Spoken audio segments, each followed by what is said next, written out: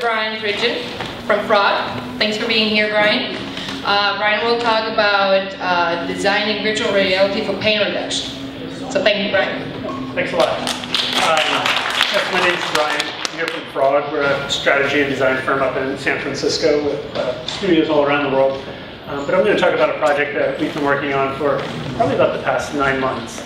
And real briefly, the way I ended up at Frog, I'm a plastic surgery resident at Stanford. I've done several years. I have several to go, but had an opportunity to spend a year working at Frog, learning human-centered design. And it's a great opportunity I didn't want to pass up on. And when I came to Frog, I came with this problem that I'd observed. We care for burn patients. It's a big part of what we do as plastic surgeons, and it's pain in burn patients is a big problem. So I'm going to walk you through the problem that I observed, my initial thoughts on, and then what the Frog team was able to do and what we resulted in. Charles Eust, also in there, is the technologist who's done an incredible amount of work on this. He wasn't able to make it.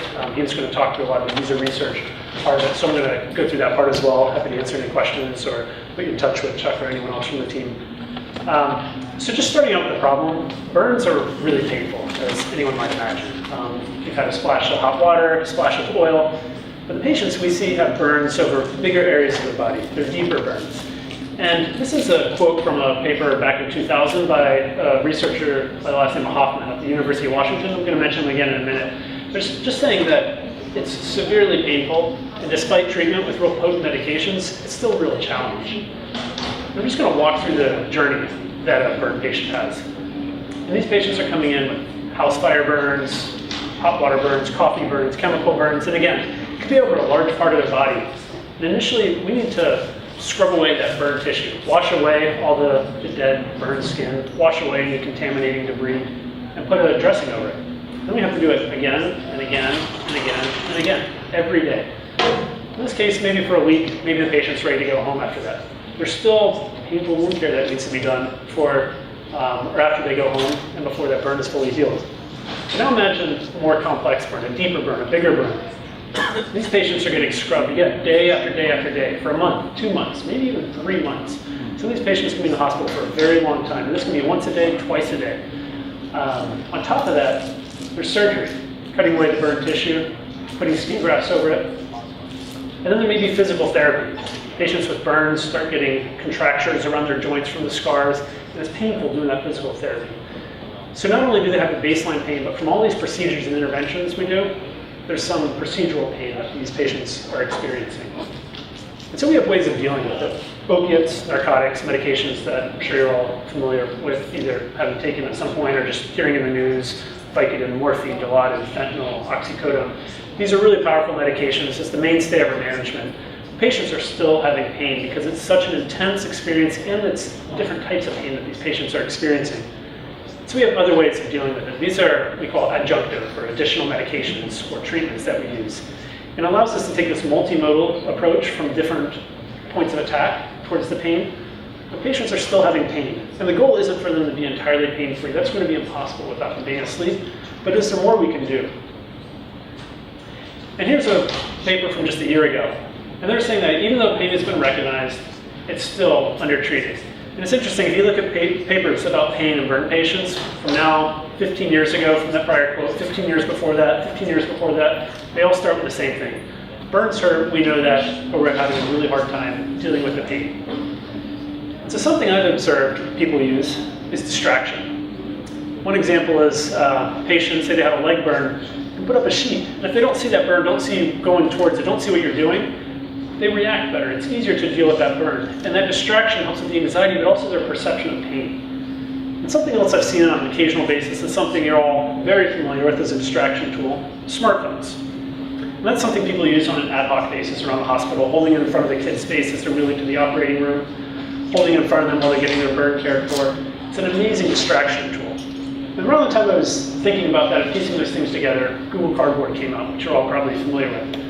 Cheap $5 box, slip your phone in, and you have an immersive virtual reality experience. Assume the smartphones are ubiquitous and everywhere. It's such a cheap intervention to be able to take this distracting item from your hand and put it up in front of your face. So not only is it something to interact with, but it blocks out all of your surroundings. I discovered there's a lot of research behind it, starting back with Hoffman, the guy I mentioned at the beginning of the talk. We showed that virtual reality improves pain scores in patients undergoing wound care. But it's been done in a number of places. This is what they use. This is really impressive. Dating back to 2000, they were doing this virtual reality experience.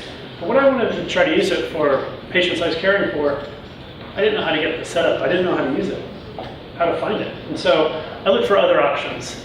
They're commercial headsets, but they're expensive. Using them for each patient presents a lot of challenges. It could be reused, but a concern is infection in patients. Patients with burns have open wounds. You don't want to be transferring something from one patient to the next and spreading potential infection. And so something that's disposable or very easy to get, very clean, is ideal. Next is moisture. When we're cleaning the burns, we're spraying water over it and it's splashing. Patients in their heads aren't dunked underwater, but there's a lot of water in the environment. So you need something that's going to be resistant to the water. Cardboard obviously is going to get wet. And something that protects the electronics, the phone or the dedicated device. And then on the side of the games, these are virtual reality games with an immersive experience. They're assuming you're sitting upright, looking at a horizon or straight ahead, not lying on your back as many patients are, looking up at the sky. It also assumes you can roll around or look around at your environment. But a patient lying down, you can't be doing barrel rolls while you're treating them for their burns. And so I was stuck with this potential solution, but without a perfect or potential way to solve this, but without really a way to implement it for the patients. And around that time is when I went to go work at Frog.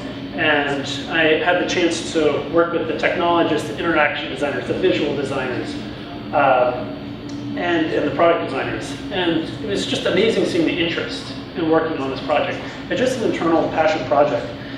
And so through a little more rigorous thought about the constraints that we're dealing with patients in the burn environment, the team came up with some design principles. This first set is for the headset. I talked about inexpensive. It needs to be affordable for the hospital and something that hopefully we can use one headset per patient. Water resistant, comfortable for the patient who may be wearing this many times throughout the day, or at least during their wound care, which can be up to a couple hours. Easy for the nurses to use. They're so busy. Something that integrates easily with their workflow that they don't need to tinker with and set up and clean and break down. Agnostic to device. So many smartphones are available in different sizes. Intuitive to assemble and operate again, just to make it easy to use in the healthcare environment. Eco-friendly and delightful.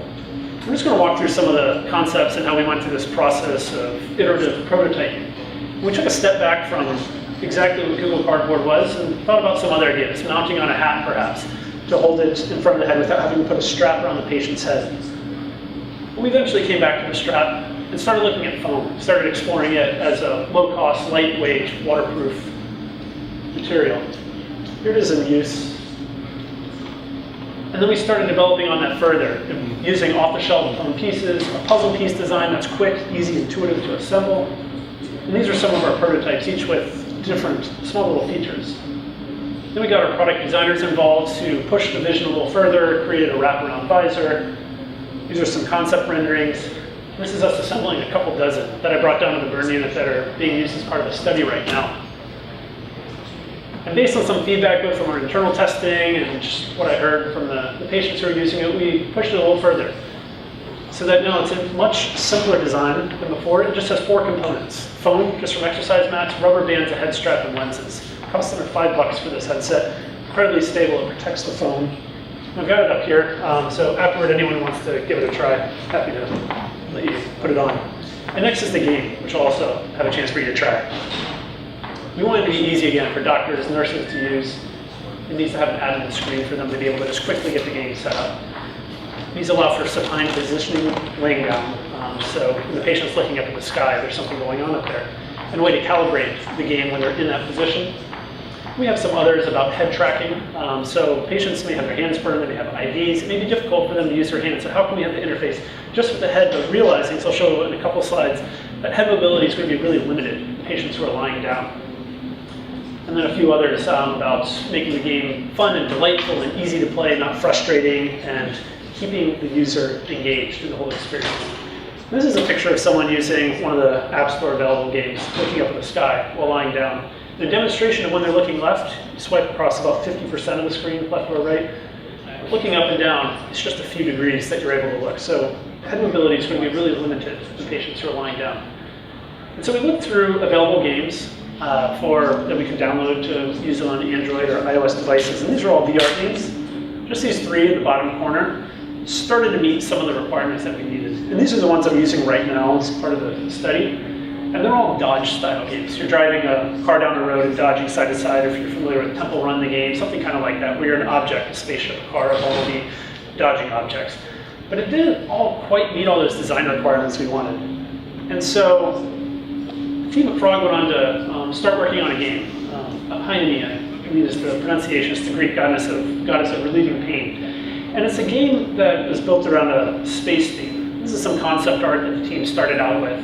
There's a spaceship out in space and then down on the planet in the cave. And they landed on a low poly design just to help with processing because there's such a range of phones that we're going to be using. We wanted to avoid lag as much as possible. And in this here spaceship, flying around, collecting passengers, dropping them off at a planet, it's a very peaceful, calm, meditative state that a lot of people enjoyed using.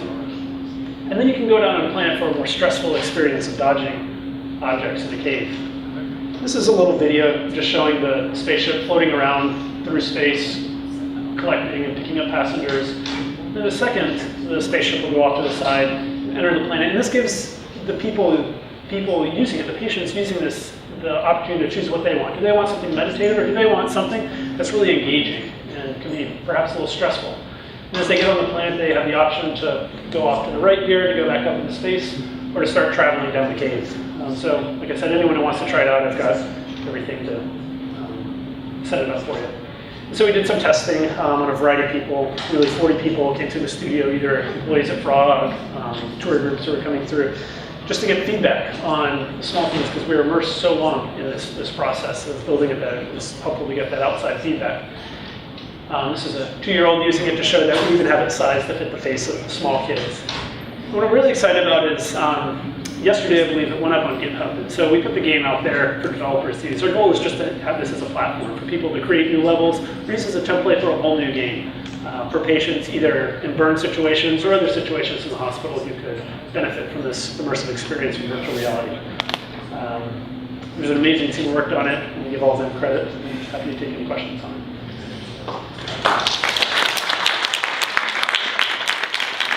Thank you, Brian. Any Brian?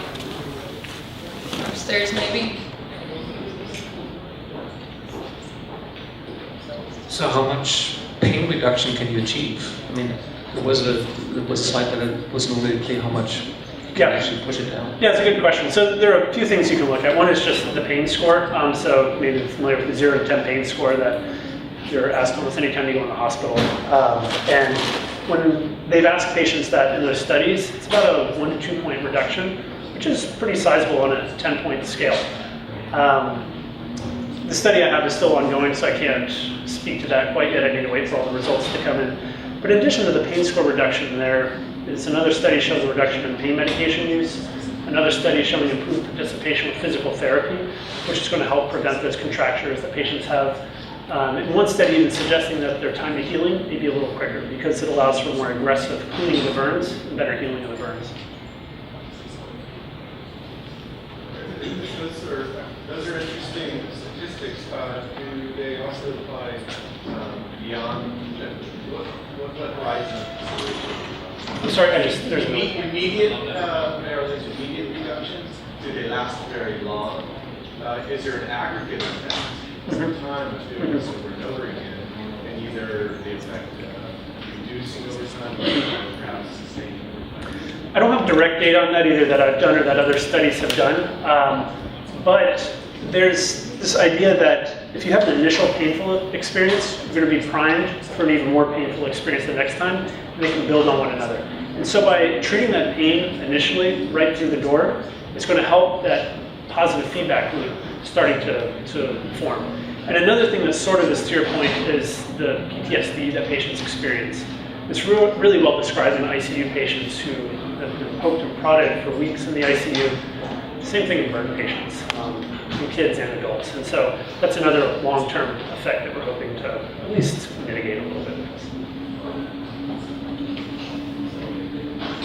So I know the focus was on burn patients, but have you been looking at other medical applications, and especially when we think of returning vets and some of the problems that they have with limbs and other situations? Are there other applications that you were looking at? Mm-hmm. Yeah, so there's a wide range that's been discussed. PTSD, exposure therapy, just because that's not my area of specialty, that's not an area I've focused on. But painful experiences or anxiety-provoking experiences is something else I've started to give some thought to as I think about next steps for this. A direct corollary or direct next step would be patients getting care for chronic disease, diabetic foot ulcers, let's say. Another thing, maybe kids in pediatric hospitals who are getting IVs and started getting tubes changed out. It's a really anxiety-provoking procedure that's not really painful. And so being able to distract them and take them out of that experience. CT scans where patients need to sit still, or MRIs, sometimes patients have to be put completely asleep, and the risks that go along with that. And just being able to provide this, maybe some more soothing content, would be an opportunity just to avoid additional medications, additional interventions in some of these patients. Yes, there's a lot of opportunities. Any more questions? We have some more time. I actually have one. What was the most surprising insight? Because we all assume things when we do a study and mostly it's like true or false, but there are those little surprises. Was there anything where you're like, whoa, we haven't really thought about that? Yeah. On the headset side, one that was really surprising was the size. So we had tested on a lot of people, but they were all adults. And we found out that a kid had used it and was covering up a kid's mouth. That brought us back to the drawing board, which led to us shrinking the footprint on the face. And then on the game, there wasn't one specific surprising thing, but just a lot of small things about what people are able to see and how far out of the periphery they're able to see. And so we have arrows guiding the spaceship around, but it wasn't apparent to people. Or we have been so immersed, and I think this speaks to the importance of going back out and working with the users. We've been so immersed that we hadn't thought about the interaction of what does it look like to go onto the planet. We just knew go to the planet. So how do you guide someone there? And so it was very interesting just seeing after round, all these small things that started adding up to help us get to where we are now. Awesome, thank you. Yeah, no problem. Thank you. Any more questions? Okay. So how long you test for each of these testers? So how long it be? And because of the VR stuff is really easy to make people feel a little bit uncomfortable, do you consider that maybe some not good reason for the patient? Yeah, no, that's a good question. So the longest we've done is probably about 15, 20 minutes with someone. We haven't set an upper limit on it. It's just up to the individual's comfort. And a lot of that has just been sort of situational or based on their preference. But compared to the alternatives of more narcotics, which also induce nausea in patients, make them drowsy, they're trade-offs and their side effects from everything we do to treat their pain.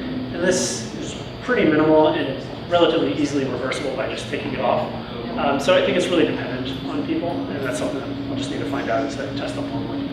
Okay, so is it involving this voice or sound could be better result, or are there other? You mean if you add sounds to the experience? Yeah, so there's one study suggesting that having this multi-sensorial approach to it just makes it all the more engaging. And we didn't set it up with headphones or 3D sound, but we have sound coming from the device to add a little bit to the experience, but there are data suggesting that, yeah, it does make it more engaging. Thank you. Yeah.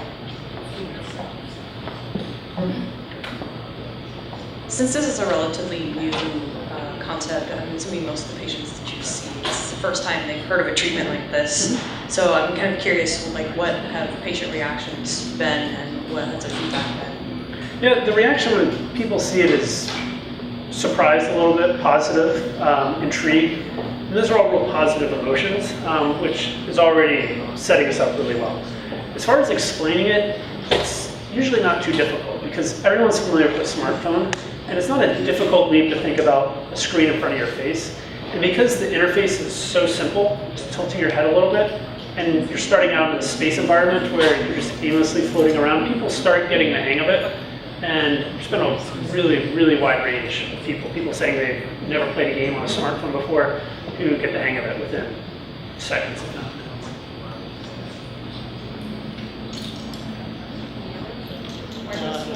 I'll allow one more. Mark, do you mind? Okay, yes. I mean, you mentioned that some of the patients go to the burn treatments multiple times, dozens of times. How do they react to the video game after the 4th or 5th time? Since it's kind of seems like a little bit of a repetitive kind of Yeah, no, that's a good question too. So this study is pretty early, so I haven't had a chance to answer that question or ask that question. One of the studies from University of Washington looked out to about 4 or 5 days of treatment and found that there wasn't any decrease in the effect from it. But you're right, they're being treated longer and longer and longer. And that we try to design the game so that it does have these different facets of playing in space, playing on the level, and just from talking to people, hearing about experiences, particularly these dodge games like Temple Run, it is such an addictive game for some people that it is engaging beyond a few days. But that's a fair question. I think that just speaks to the need for more content, and what we're hoping that this now open source platform can be a platform for. Thank you, Brent. Thanks a lot.